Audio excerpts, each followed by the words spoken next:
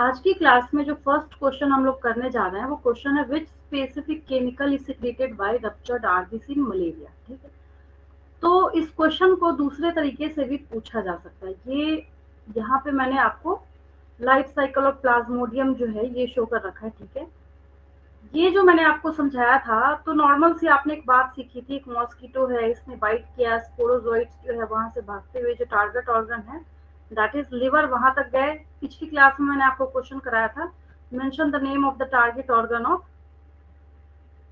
Sporozoites in case of malaria, या फिर सिर्फ मलेरिया भी पूछा जा सकता है या फिर सिर्फ स्पोरोजोइट्स भी पूछा जा सकता है इन ह्यूमन बॉडी। ठीक है, आंसर वही रहेगा। तो ये जब यहाँ पे गया तो जैसे ही ब्लड सेल्स के अंदर ये अपने नंबर को इंक्रीज करना स्टार्ट करेगा, तो ऑब्वियस है कि जब बहुत ज्यादा नंबर होगा तो ये क्या करेगा, उस प्रॉपर ब्लड सेल को रप्चर कर देगा। यहाँ पे क्या कर देगा, उसको रप्चर कर देगा।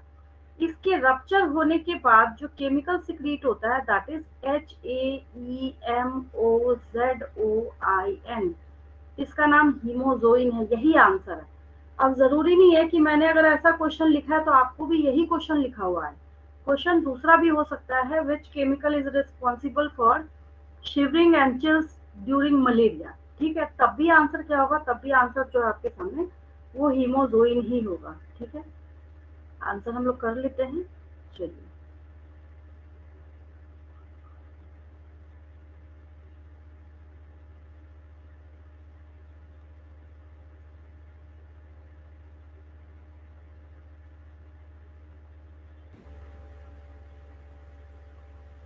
तो इस क्वेश्चन के आंसर में जैसे कि अभी अभी मैंने आपको बताया, हम लोग यहाँ पे लिखेंगे हीमोजोइन। क्या लिखेंगे हम लोग, हीमोजोइन। यही वो केमिकल है जो सिक्रीट होता है रप्चर्ड आरबीसी से। दूसरी बात, मलेरिया के टाइम में जो कपकपी होती है ना, शिवरिंग चिल्स वगैरह जो होते हैं, वो इसी केमिकल की वजह से। ठीक है, ये भी आपको याद रखना है। तो ये आपने मलेरिया में एक क्वेश्चन सीखा है, पिछली क्लास में मैंने आपको कराया था, mention the target organ of sporozoites in case of malaria. तो वहां पे आपने क्या लिखा था, लीवर लिखा था, है ना। अब इसका पॉजिटिव एजेंट भी हम लोग कर ही लेते हैं। ठीक है, एक पोर्शन वाइज फटाफट करते चल रहे हैं ताकि ये पूरा कंप्लीट होता चला जाए। Mention mention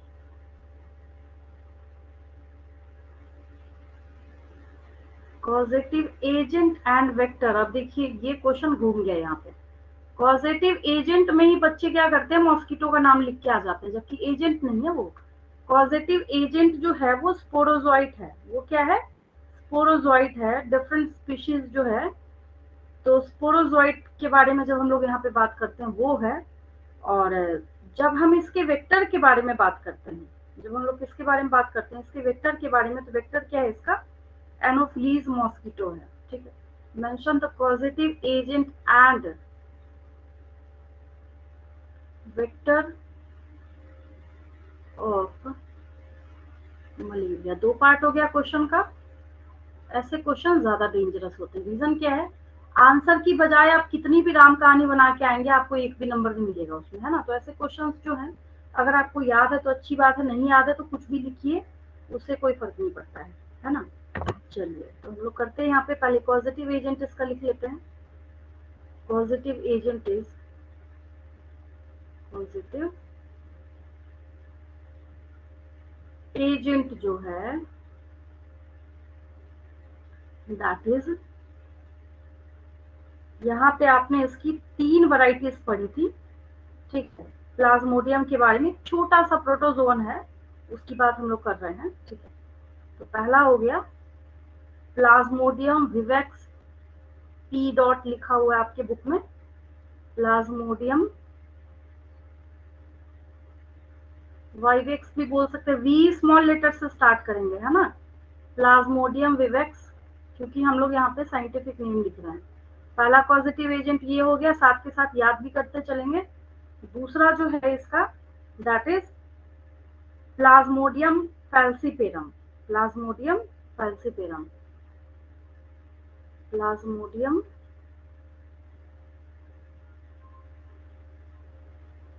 Plasmodium falciparum.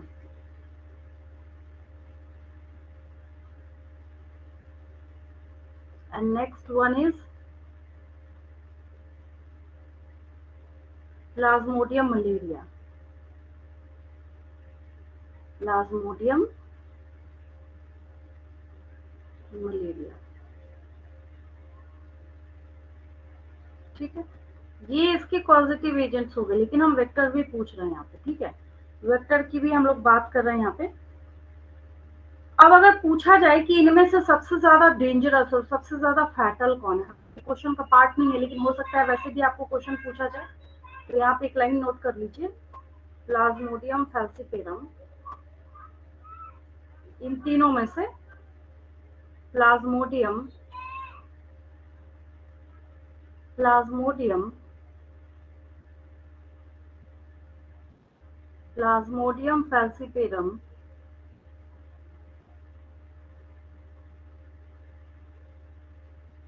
is the most serious and dangerous, जो लिखना लिखिए, है ना, serious and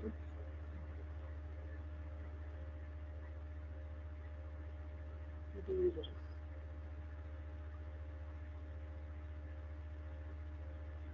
चलिए, अब नेक्स्ट पार्ट क्या है क्वेश्चन का, वेक्टर। अब हम लोग वेक्टर लिखेंगे यहाँ पे। नेक्स्ट पार्ट क्या लिखेंगे हम लोग, आंसर में इसका वेक्टर लिखते हैं, यानी कि यही वो वेक्टर है जो इनको कैरी करके जाता है, इंजेक्ट करने का काम करता है ह्यूमन के बॉडी में। तो इसका वेक्टर जो है क्या है, मॉस्किटो। अच्छा, एक चीज आपने नोटिस करा होगा, पता नहीं आपने नोटिस किया नहीं नोटिस किया है, अलग डिजीज की जब आप पढ़ाई करेंगे तो अलग अलग डिजीज में अगर अलग अलग मॉस्किटो वेक्टर की तरह रोल प्ले करेगा तो हमेशा फीमेल आपने सुना होगा, मेल आपने कभी नहीं सुना होगा। रीजन ये है, मेल जो मॉस्किटोज होते हैं वो प्लांट के सैप के ऊपर सर्वाइव करते हैं। जैसे आप जंगली एरिया में गए, फॉरेस्ट एरिया में गए, तो वहां जो मच्छर आपको काटते हैं, वहां जो मॉस्किटो होते हैं वो मेल होते हैं सारे। फीमेल मॉस्किटो के केस में क्या है, कहीं भी आपके आजू बाजू भी प्लांट एरिया होगा, वहां भी देखेंगे थोड़ा ठहरा हुआ पानी कुछ भी, तो आपको मॉस्किटो दिखेगा। ठीक है, फीमेल मॉस्किटो को अपने ओवम के नरिशमेंट के लिए एक स्पेसिफिक प्रोटीन चाहिए जो उसको ह्यूमन ब्लड से मिलता है, जिसकी वजह से फीमेल मॉस्किटो का ही हमेशा नाम आता है यहाँ पे। अगर आपको पता था तो अच्छी बात है, नहीं पता था तो और अच्छी बात है, आपने एक नई बात सीखी आज की क्लास में, है ना। तो इसका वेक्टर जो है वो लिख लीजिए, एज यूजुअल फीमेल ही होगी, female anopheles mosquito, that is female anopheles female anopheles mosquito.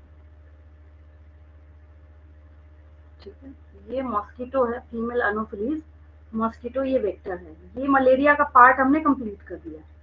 बाकी बहुत सारी और भी चीजें आती है बीच में, आपको घबराने की जरूरत नहीं है, आपको सारी चीजें पता है क्योंकि आपने कर रखा है इसको। और लाइफ साइकिल अगर आपका समझा हुआ है तो कैसे भी किधर से भी क्वेश्चन पूछा जाए आप उसको सॉल्व कर सकते हैं। ठीक है, अब एक नेक्स्ट क्वेश्चन हम लोग करते हैं,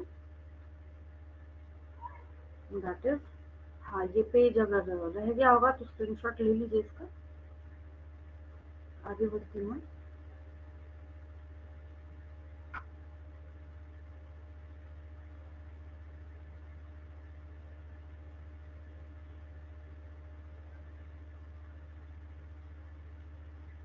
चलिए,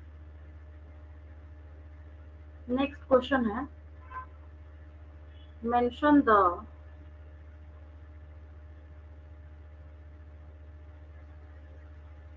microbes mention the microbe and their variants। Microbe का भी नाम बताना है और उसके वेरिएंट्स का भी नाम बताना है जो कि रिंग वॉर्म को कॉज करने का काम करता है ना। And there different different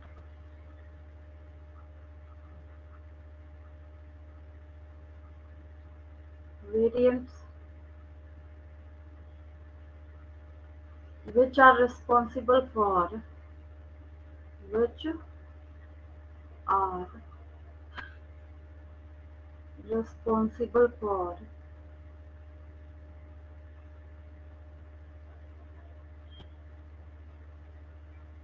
ringworm, ringworm. ये सुनते के साथ आपको एक बात तो पता है कि माइक्रोब जो है वो वन एंड ओनली क्या होगा, फंजाई होगा। ऐसे सारे जो भी इंफेक्शन है वो कॉज करने का काम कौन करता है, फंजाई करता है। ठीक है, तो पहले माइक्रोब जो है आप जानते हैं, तो पहले आप लिख लीजिए माइक्रोब। आपको पता है कि जो माइक्रोब ये सारा काम कर रहा है दैट इज फंजाई। कौन कर रहा है, फंजाई कर रहा है। ठीक है, फंजाई में भी कौन कौन से फंजाई हैं, इन सारे फंजाई का नाम लिख लीजिए। ठीक है, that is microsporum genera, microsporum, microsporum.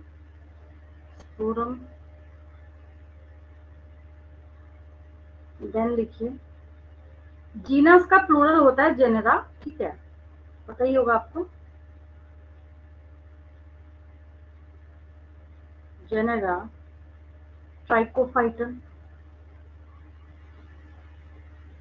Trichophyton.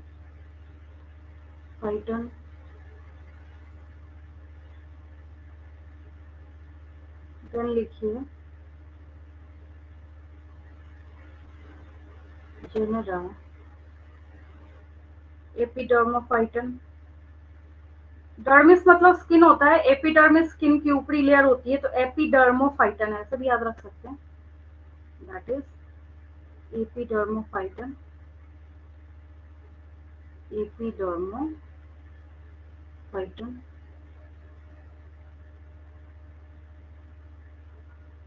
ठीक है, ये हो गया माइक्रोस्पोरम, ट्राइकोफाइटन, जेनेरा एपिडर्मोफाइटन। ठीक है, ये सब क्या करते हैं, रिंग वॉर्म को कॉज करने का काम करते हैं।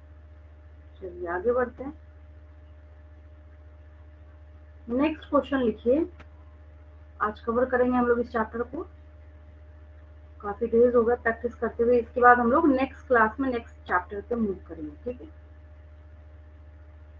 मेंशन या name different types of, name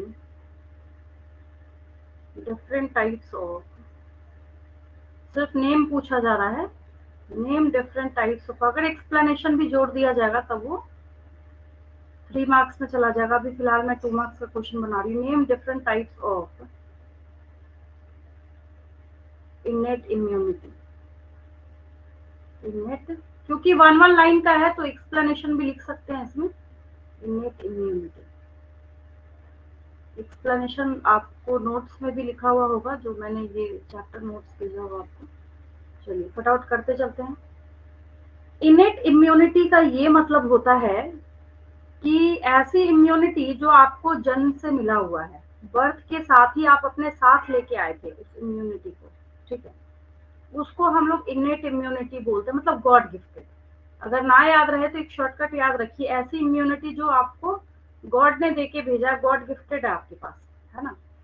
तो जो गॉड गिफ्टेड इम्यूनिटी है, ठीक है, तो उसमें कौन कौन से टाइप की इम्यूनिटी आए हैं आपके पास, ऐसे कर लीजिए क्योंकि मैंने पूछा ही है, तो लिख लीजिए types of, types of innate immunity, innate immunity.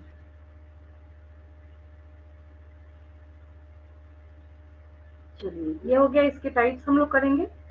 इसके टाइप्स हैं 1, 2, 3 एंड 4। याद आ गया होगा आपको, 4 मैंने आपको बताए थे, जिसमें से एक आपने सीखा था physical barriers, that are physical barriers. ये ऐसे क्वेश्चंस हैं जिसमें अगर आप इसकी बजाय कुछ भी लिख के आ रहे हैं, कुछ भी कह रहे हैं, ऐसे ऐसे इम्यूनिटी प्रोवाइड होता है, नंबर नहीं मिलेगा।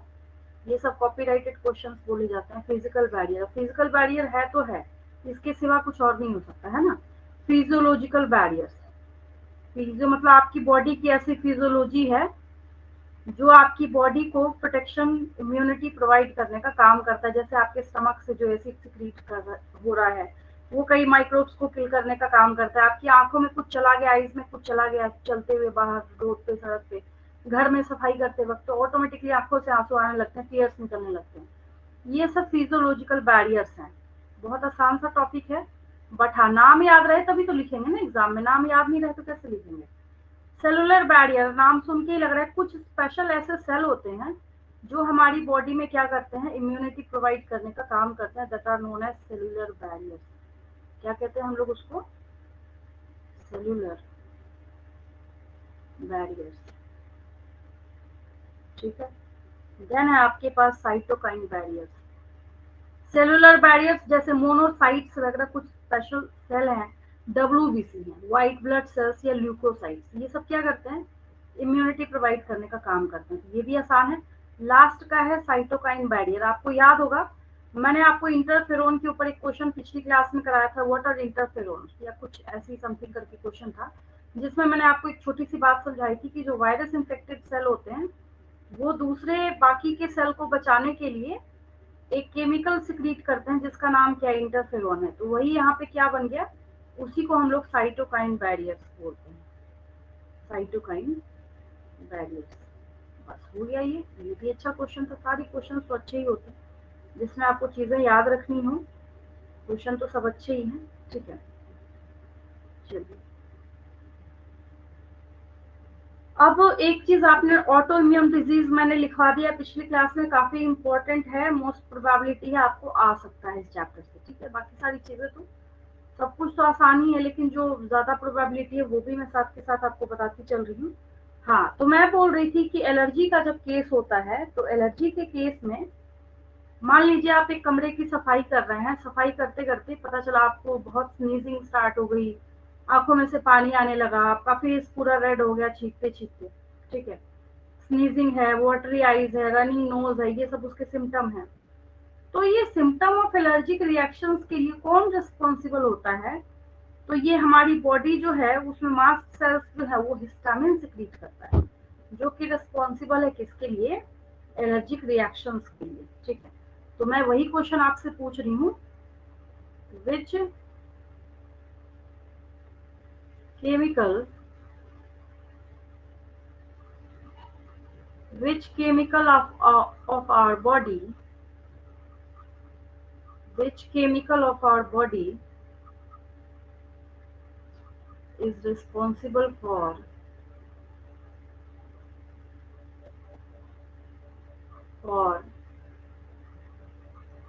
allergic reactions? तो एलर्जिक रिएक्शंस के लिए कौन रिस्पॉन्सिबल है?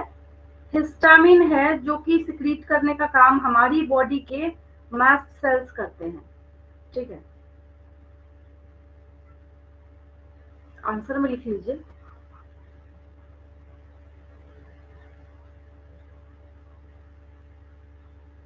Allergy is due to the release of chemicals, allergy is due to the release of chemicals, the release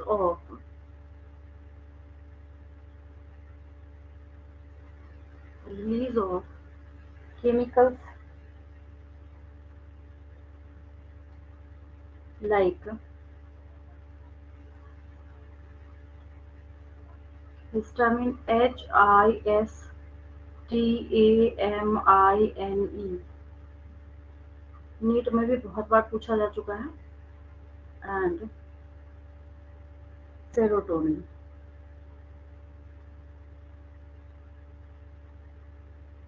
serotonin,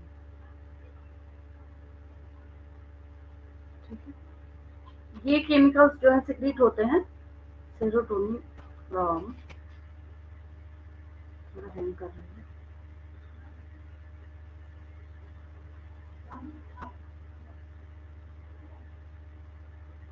from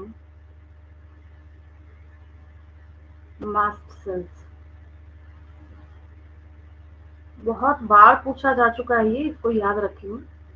आगे बढ़ते हैं। ऑटो इम्यून डिजीज मैंने आपको करा रखा है पिछली क्लास में, बार बार इसलिए रिपीट कर रही हूँ क्योंकि इंपॉर्टेंट है। प्राइमरी लिम्फोइड ऑर्गन्स आपने लिख रखे थे, सेकेंडरी लिम्फोइड ऑर्गन्स भी आपने लिख रखा है। पॉजिटिव एजेंट ऑफ एड्स का भी आपने क्वेश्चन कर लिया है, मतलब आगे का जो पोर्शन है वो पूरा आपने क्वेश्चन आंसर के आंसर पे बहुत अच्छा आपने एक नोट्स किया है एक क्वेश्चन में, जिसमें मैंने आपको सारी चीजें कराई हैं, ठीक है। अब एक यहाँ पे क्वेश्चन है, बहुत इंपॉर्टेंट क्वेश्चन है, पता नहीं मैंने कराया नहीं कराया, एक बार मैं देख लेती हूँ, मुझे तो हालांकि याद नहीं, वैसा मैंने नहीं कराया है। Differences between benign tumours and malignant tumours नहीं कराया मैंने, है ना। चलिए, एक इम्पोर्टेंट क्वेश्चन है। पहले हम लोग बात करेंगे कि जब भी हम देखते हैं इसको, बिनाइन ट्यूमर को और मैलिग्नेंट ट्यूमर को, तो फर्क होता क्या है इसमें, ठीक है। तो बिनाइन ट्यूमर जो है, इसका मतलब है कि, मैं समझा देती हूँ, तो एक रफ वर्ड के थ्रू पहले मैं क्वेश्चन लिख देती हूँ यहाँ पे। डिफरेंशिएट बिटवीन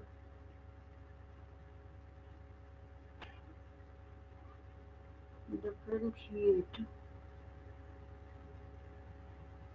between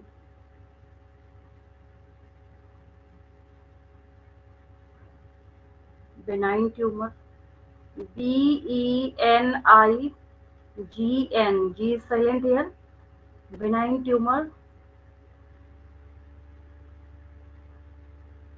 and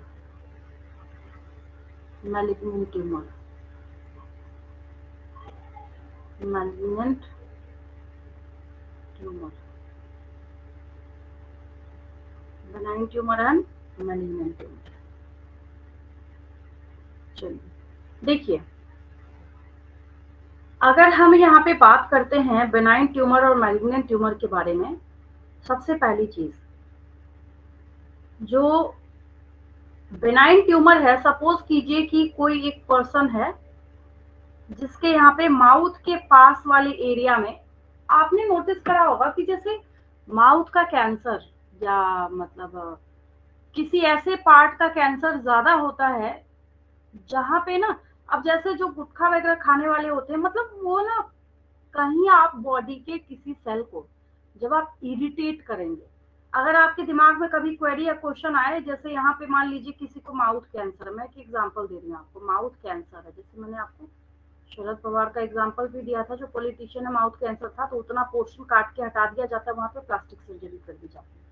क्यों ये एग्जांपल दे रही हूँ, इसलिए मैं आपको एग्जांपल दे रही हूँ कि इसमें तो आपने इस बंदे को बचा लिया, यहाँ के जो कैंसरस सेल थे उसको काट के हटा दिया, तो बाकी जगह ये फैल नहीं पाएगा, ठीक है। लेकिन अगर किसी को ब्लड कैंसर हो जाएगा, फिर क्या करेंगे हम, मतलब समझ रहे हैं।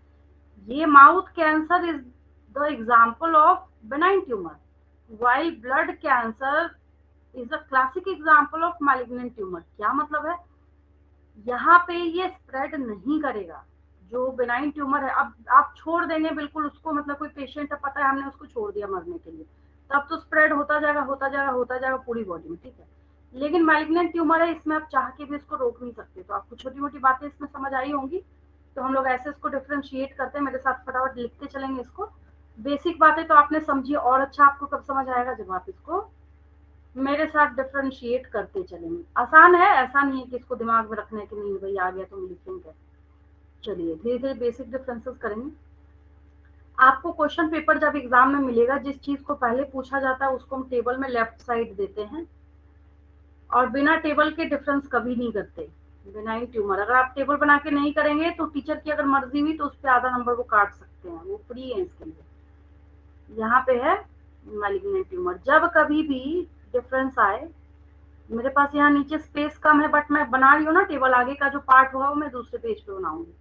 मैलिग्नेंट ट्यूमर, ट्यूमर की स्पेलिंग अगर आप लिखते हैं TUMOR, जैसे मैंने लिखा ये भी सही है, TUMOUR लिखा तब भी सही है, ठीक है। तो हम लोग क्या कर रहे हैं, इसको हम लोग डिफ्रेंशिएट करने का काम कर रहे हैं, benign tumour and malignant tumour. कौन सा है,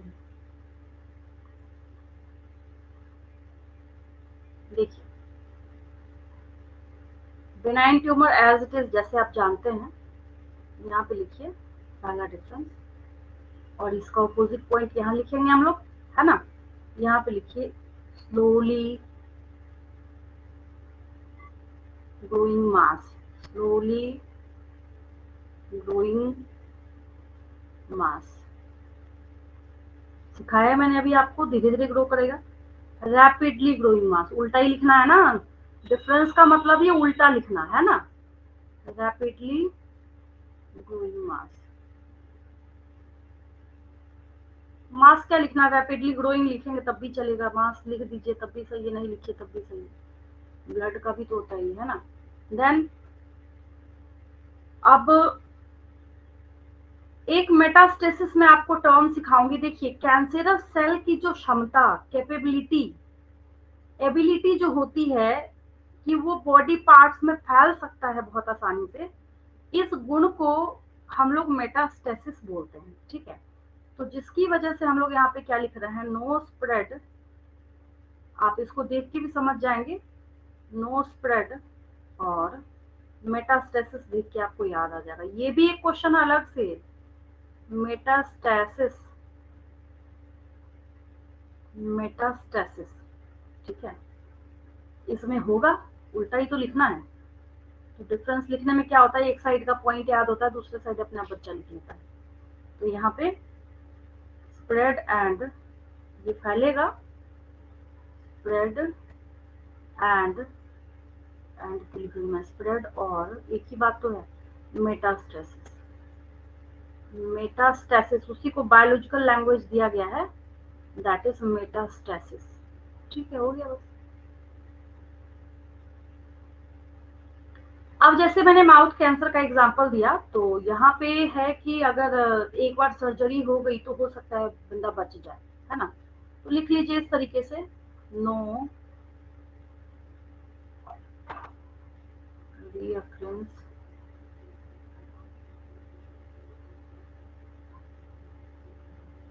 आफ्टर सर्जरी, आफ्टर सर्जरी। इसमें क्या है, सर्जरी से कुछ होना जाना है नहीं यहाँ पे, अगर कुछ वैसे पार्ट में होता है जो कोशिश करते हैं वो करने की, लेकिन ये हो सकता है रिकरेंस आफ्टर सर्जरी। आपको खुद भी पता चल रहा होगा, बहुत अच्छा क्वेश्चन कर रहे हैं आप लोग, इम्पोर्टेंट है, समझ तो आ ही रहा होगा। आपके साथ साथ मैं भी लिख रही हूँ तो आपको तो आ ही रहा होगा समझ में। ये सर्जरी के बाद भी फैल सकता है, सर्जरी के बाद भी होगा, ठीक है। अब ये क्या करेगा, यहाँ पे अगर हम इसकी बात करते हैं तो इसको ना एक हम लोग एक टर्म बोलते हैं, इसी पेज में मैं इसको एडजस्ट कर देती हूँ, क्या मैं एक पॉइंट के लिए नेक्स्ट पेज में चलिए आ जाएगा। देखिए मेरी बात सुनिए, मैंने यहाँ पे लिखा ना नो स्प्रेड और मेटास्टेसिस, तो क्या हम इसको दूसरी भाषा में ऐसा नहीं लिख सकते, देखिए हम ऐसा भी लिख सकते हैं, non invasive, non invasive to another organ और टिश्यूज, बिल्कुल लिख सकते हैं, वही बात तो हुई, अनदर ऑर्गन मतलब दूसरे ऑर्गन वगैरह के लिए खतरा नहीं है, ऑर्गन और टिश्यूज,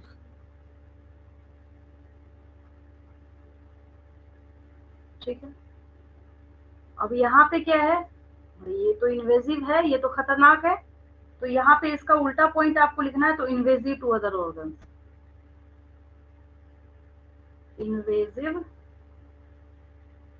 टू अदर ऑर्गन। आपको याद है जब मैं आपको इकोलॉजी पढ़ा रही थी तो आपने एक टर्म सीखा था, इकोलॉजी की बात मैं कर रही हूँ, मैंने वहां पे आपको एक टर्म बताया था, एलियन स्पीशीज इन्वेजन।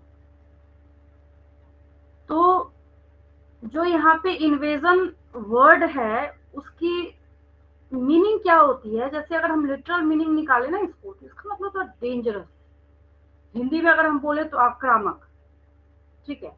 मतलब कि अगर अचानक से ये अटैक करे तो वहां पे उस जगह को ये क्या कर सकता है, हार्म कर सकता है, उसको हम लोग इन्वेजन बोलते हैं, क्या बोलते हैं, इन्वेजन बोलते हैं, इन्वेजिव।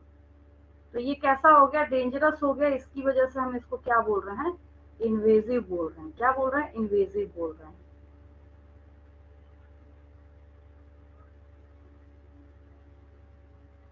कर लीजिए फटाफट, आगे बढ़ती हूँ फिर मैं।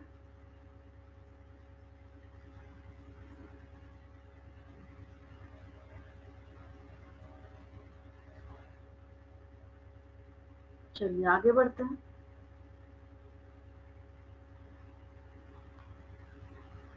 इस क्वेश्चन में जो अभी अभी आप डिफरेंस लिख रहे हैं, ठीक है, तो इस डिफरेंस में एक और क्वेश्चन हिडन है। कौन सा क्वेश्चन हिडन है? एक क्वेश्चन हिडन है मेटास्टेसिस। क्या हिडन है? मेटास्टेसिस। अच्छा, एक क्वेश्चन नीट के एग्जाम में पूछा गया था, the term metastasis is concerned with, option सुनिए, the term metastasis is concerned with benign tumor, malignant tumor, both benign and malignant tumor, none of the above। तो किसको टिक करेंगे? मैलिग्नेंट ट्यूमर के साथ कंसर्न है, क्योंकि मेटास्टेसिस क्या है? ये वैसी क्षमता है, वैसी कैपेबिलिटी है कैंसरस सेल्स की कि वो बॉडी के एक पार्ट से दूसरे पार्ट में जा सकते हैं, उसको इन्फेक्ट कर सकते हैं। मतलब प्राइमरीली वो जहां पे बना था उसके सिवाय वो दूसरे बॉडी पार्ट को भी क्या कर सकता है? अफेक्ट कर सकता है। ठीक है, चलिए, तो मैं नेक्स्ट क्वेश्चन लिख रही हूँ क्योंकि बहुत बहुत बहुत इंपॉर्टेंट है, इसलिए लिखना पड़ेगा। चलिए नेक्स्ट क्वेश्चन हम लोग लिखते हैं, ऐसे ही लिख देती हूँ, define metastasis.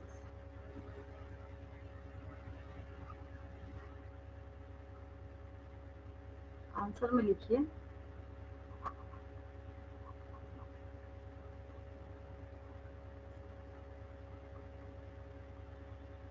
Metastasis. Metastasis word याद रखेंगे। पता नहीं बच्चे मेटास्टेसिस को मेटामॉर्फोसिस से कैसे कंफ्यूज कर लेते हैं। जैसे होता है ना कि बच्चा 11th 12th पूरा पढ़ के बैठा हुआ, टारगेट बैच में जब बच्चा फ्रेश आता है मेरे पास, ठीक है, मैं पूछती हूँ what do you understand bye metastasis, बच्चे मुझे मेटामॉर्फोसिस समझा रहे होते हैं। मेटास्टेसिस जो है ये कैंसरस सेल से रिलेटेड टर्म है, ठीक है, आपको याद रखना, आपको कंफ्यूज नहीं होना आगे जाके। Metastasis is the specific ability, the specific ability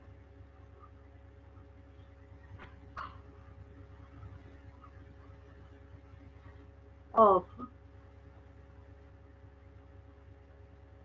cancer cells to spread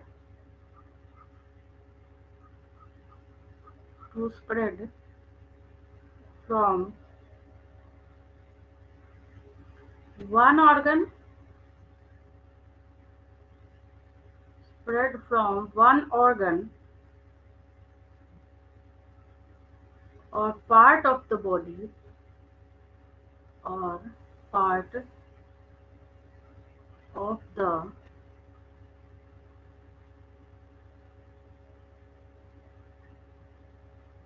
to another, to another। बस छोटी सी स्टोरी है, यहाँ स्टोरी होगा, ठीक है। तो इनका क्या है, क्या काम है इनका, ये घूम सकते हैं, एक लाइन सफिशिएंट है, मैं ऐसी इसमें एक लाइन ऐड कर रही हूँ, ठीक है। कैंसर सेल कैसे माइग्रेट करेंगे? लिम्फ के थ्रू जा सकता है, ब्लड के थ्रू जा सकता है, तो ब्लड के थ्रू चलता हुआ गया तो एक पार्ट से दूसरी जगह पे गया, नया ट्यूमर वहां पे बना दिया, ठीक है, माइग्रेट कर सकता है ये। Cancer cells migrate through, cancer cells migrate through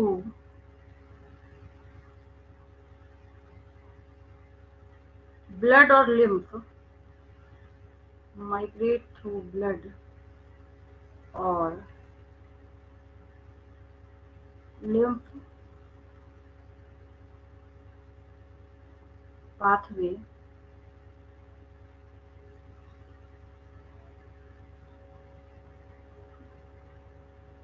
and invade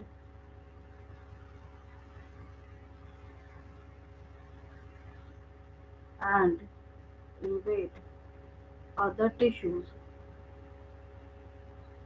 other tissues and form new tumors and form new tumors.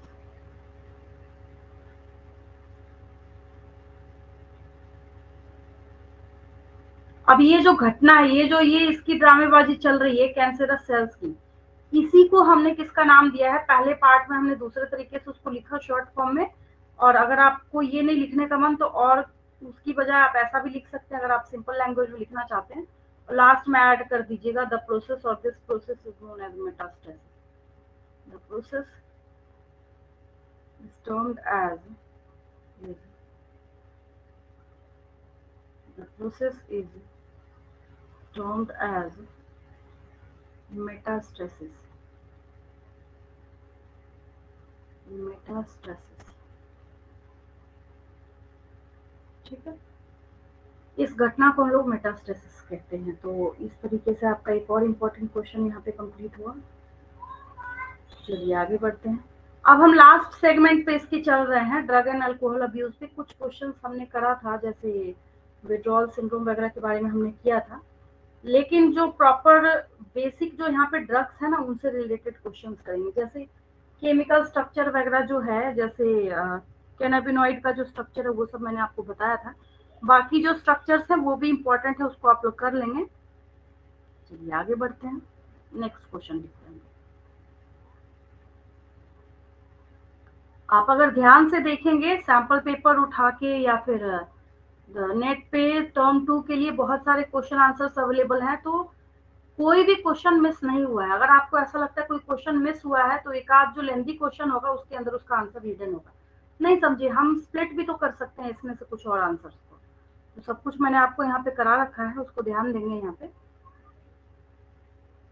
Next हम लोग यहाँ पे क्वेश्चन कर रहे हैं. Mention the source of mention, यहाँ फंसते हैं बच्चे, यहाँ कंफ्यूज करते हैं. Mention the source of mention the source of heroin. इसको कॉमनली हम लोग स्मैक भी कहते हैं, और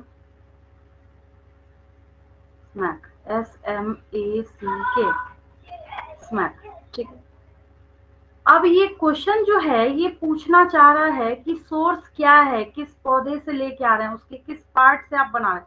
बहुत अच्छा क्वेश्चन है ये, मैं बार बार रिपीट कर रही हूँ क्योंकि आप इसको भूल जाएंगे एग्जाम में जाते जाते, सबका अलग अलग है इसलिए. ठीक है, तो इसको ऐसे लिखना है, हेरोइन और स्मैक, जैसे पूछ रहा है वैसे लिख लीजिए. नहीं भी लिखेंगे, सिर्फ नाम भी लिख देंगे तब भी सही है, लेकिन मुझे नहीं लगता कि लैक ऑफ टाइम होगा, बहुत ज़्यादा टाइम अवेलेबल होता है. जितने स्प्लिट करके 2 टर्म में एग्जाम कर दिए इन्होंने, और बहुत ज़्यादा टाइम अवेलेबल होता है, तो आप आराम से लिख सकते हैं. हेरोइन और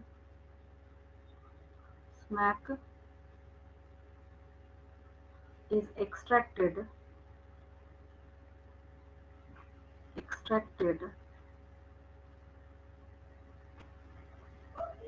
from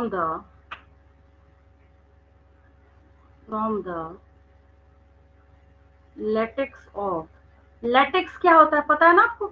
जैसे आप जाते हैं किसी ट्री वगैरह को, जब आप देखते हैं, प्लांट को देखते हैं, तो उसमें से ना चिपचिपा स्टिकी सा कुछ निकल रहा होता है, उसको लेटेक्स कहते हैं.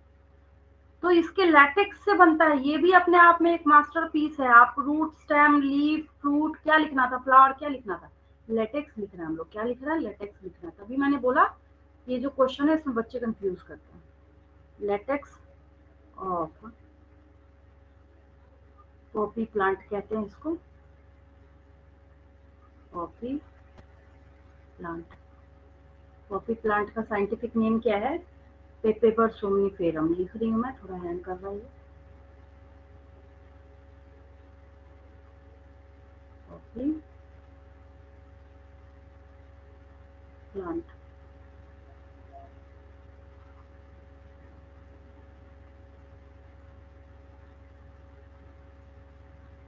ब्रैकेट में लिख लीजिए, ये साइंटिफिक नेम करके भी लिख सकते हैं. PAPA VER पेपेवर सोमनीफेरम, पेपेवर सोमनीफेरम, इसके लेटेक्स से बनाया जाता है।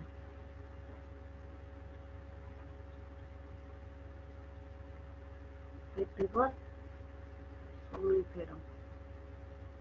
और ये बनता कैसे, कैसे बनाया जाता है इसको, तो इसको एसिटाइलेशन ऑफ मॉर्फिन के थ्रू बनाया जाता है। वो क्वेश्चन मैंने लिखा नहीं है, बहुत छोटा छोटा, उतना ज्यादा स्प्लिट करने की जरूरत, लेकिन हाँ आपको इसके थ्रू मैं एक वार्निंग जरूर दे रही हूँ कि इससे रिलेटेड जितने इसके पार्ट्स है वो सब आपको कवर करना है ना।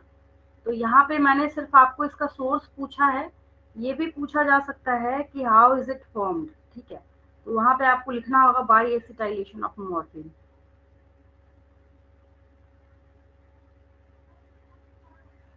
चलिए नेक्स्ट क्वेश्चन हम लोग लिखते हैं।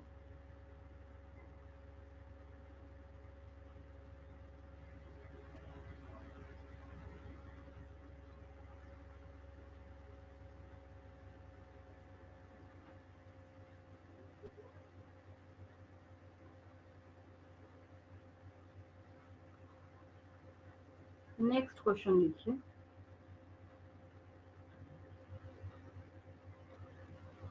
अब ये क्वेश्चन बच्चा कब पूछता है मेरे से, जब 12th क्लास में ड्रग एंड अल्कोहल अब्यूज आता है चैप्टर ना, तो वहां पे बच्चे मेरे से पूछते हैं मैम ये इम्फाइजमा होता क्या है, रीजन क्या है। 11 तो ध्यान से किया नहीं होता या फिर सुना नहीं हो, जो भी रीजन हो बच्चे का, ठीक है, तो उसकी वजह से। लेकिन हाँ इसको राइट है पूछने का, व्हाट इज इम्फाइजमा या what do you understand by emphysema, है ना, इसको पूछने का राइट है। अगर एक शब्द लिखा है आपकी बुक में तो इसका मतलब है कि वो आपसे पूछा जा सकता है एग्जाम में। तो 11th क्लास में जब सारे चैप्टर्स की आप पढ़ाई कर रहे थे, ठीक है, तो वहां पे हर एक चैप्टर में, चाहे आपने ह्यूमन फिजियोलॉजी की मैं बात कर रही हूँ, प्लांट फिजियोलॉजी की बात मैं नहीं कर रही, ठीक है, तो जितने भी चैप्टर्स आपने ह्यूमन फिजियोलॉजी के वहां पे देखे थे, उसमें क्या था, हर फिजियोलॉजी को बताने के बाद लास्ट में उसमें डिसऑर्डर्स का पोर्शन लिखा हुआ था, ठीक है, तो उसमें इम्फाइजमा अलग से पढ़ाया गया था, आपको याद आ गया, उसमें आपको इम्फाइजमा अलग से पढ़ाया गया था जब आप चैप्टर की पढ़ाई कर रहे थे, breathing and exchange of gases, breathing and exchange of gases, तो वहां पे आपको इम्फाइजमा पढ़ना था। किसको कहते हैं ये, तो जब ये एल्वियोलाई जो है, ठीक है, जो गैसेस एक्सचेंज में हेल्प करता है, तो एल्वियोलाई के सैक्स जो है या इसका वॉल जो है ये डैमेज हो जाता है, रप्चर भी हो सकता है, तो इस बीमारी का नाम क्या है, इसका नाम इम्फाइजमा है। इसका नाम क्या है, इम्फाइजमा। बहुत साधारण तरीके से मैंने आपको समझा दिया, फटाफट लिख लीजिए। इम्फाइजमा, EMPHYSEMA,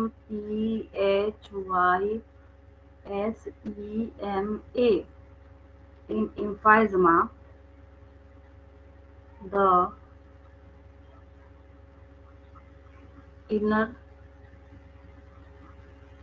the inner walls of the lungs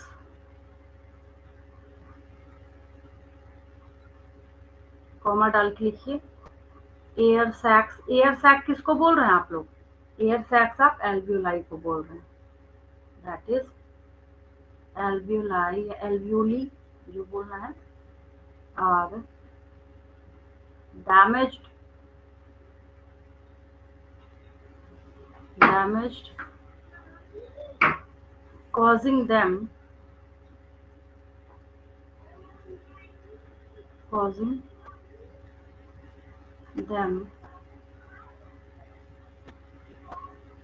to eventually rupture।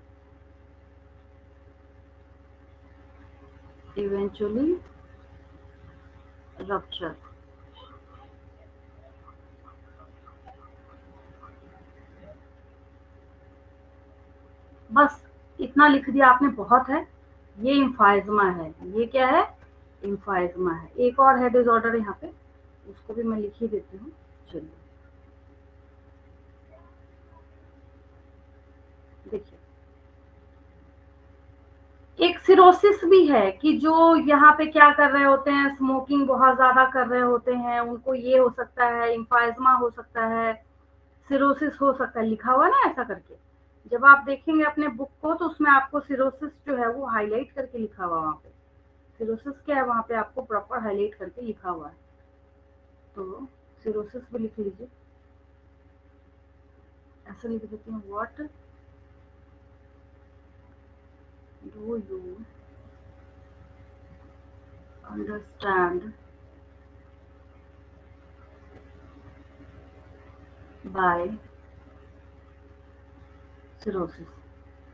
CIRRHOSIS,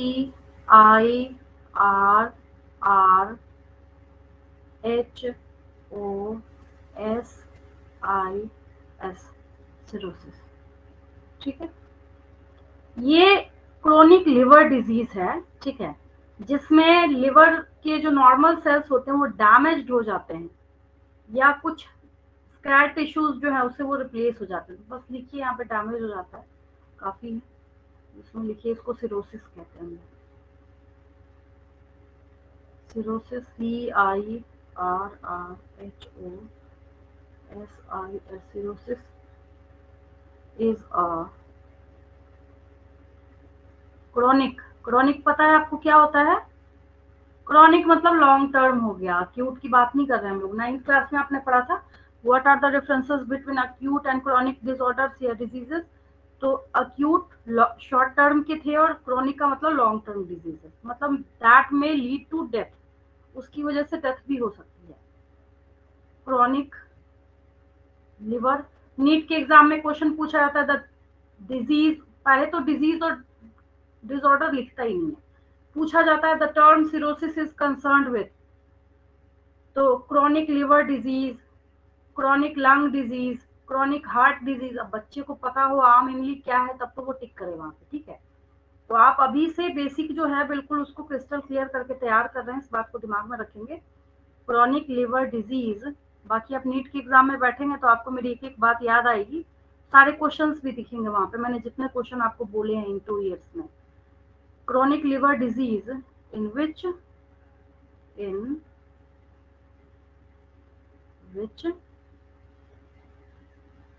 normal liver cells normal liver